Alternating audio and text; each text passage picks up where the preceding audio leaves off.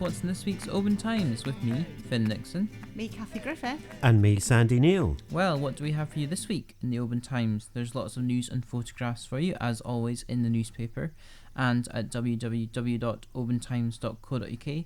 And remember that we love hearing from you to get your stories and see your photographs. Your information and photographs were massively appreciated at the weekend as we cover the severe flooding and landslides that hit Argyll and the west coast. So, you can call us on 01 631 568 000, email editor at obantimes.co.uk, or message us on Facebook, Instagram or Twitter. What news do you have for us this week, Kathy?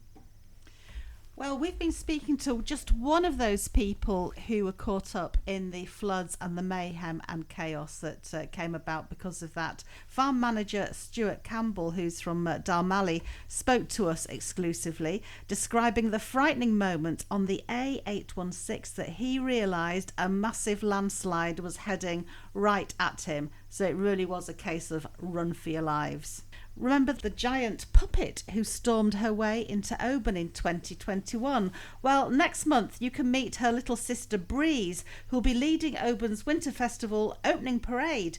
So Storm was massive. She was 10 metres high and she was masterminded by Maker's Vision Mechanics. Well, they've been hard at work again and they've created Breeze, who's only 3 metres tall, but that's still going to put her heads above the crowds of people who are sure to descend on Oban Centre to join in the parade that will be leaving the Coran Halls at 4:45pm on Friday, November the 17th. And you're all you're all invited to come and join her and dress up, if you can, in recycled outfits. So boxes, whatever you can find, make your own outfits, come along and join her, because the big theme for this year is going to be reuse and recycle and reinvent. So we'll look forward to seeing all of those ideas, and we're going to be there with our cameras to take pictures as well.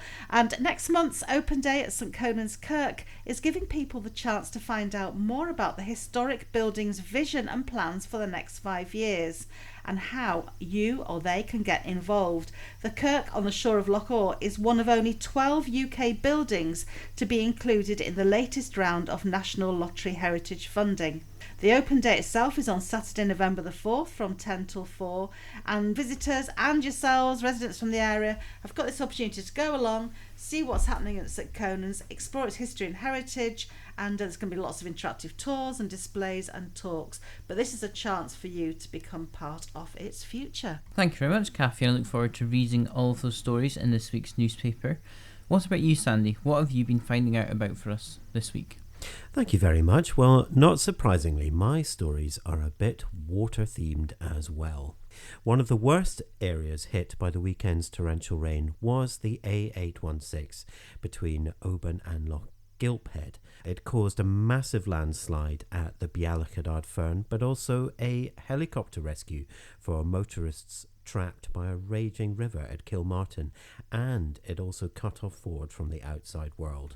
The rescuers tell us what happened. Meanwhile, a mother and a daughter from Campbelltown say they are lucky to be alive after escaping their car moments before it was swept away in a landslide on the A83 at the Rest and Be Thankful.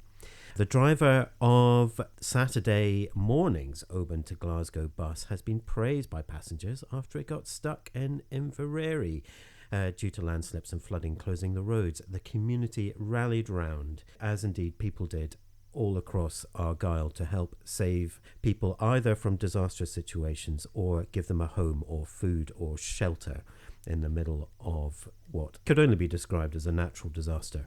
In other watery news, CalMac has launched an Islander priority pilot to help residents of Mull, Iona, Col and Tiree get on or off the islands in an emergency, but it is still open to all and no guarantee of space. The new lifeboat, which will serve the island and coastal communities around Oban, has entered the water for the first time, and we have a date for the return of the Coran ferry across Loch Linney. Hopefully, the MV Coran is finally coming back a year after it left for overhaul. It's been a terrible year for homes and businesses on the peninsulas. Fingers crossed it will all be over soon. And just to say, finally, before I hand back over to Finn, how glad I am, and I'm sure many others must be, to see blue sky today. Hooray. Absolutely second that. So I was looking into the impact of this weekend's flooding on the roads carrying transport to and from Oban, with the extreme conditions closing all of the major A roads that connect Argyll to the rest of Scotland. We heard how the Oban Mountain Rescue Team were called out to help drivers stuck between flooding and landslides at Lochawe, and about the conditions in the communities surrounding Oban, such as Crinlarrick, Dalmally, Tainault and Tindrum. How did this disruption affect people trying to catch ferries, and what routes were travellers forced to take?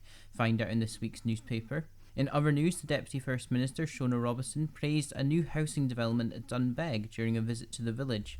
After Ms Robison had heard from new residents and developers, we challenged her on how the Scottish Government would deal with the housing crisis in Argyll.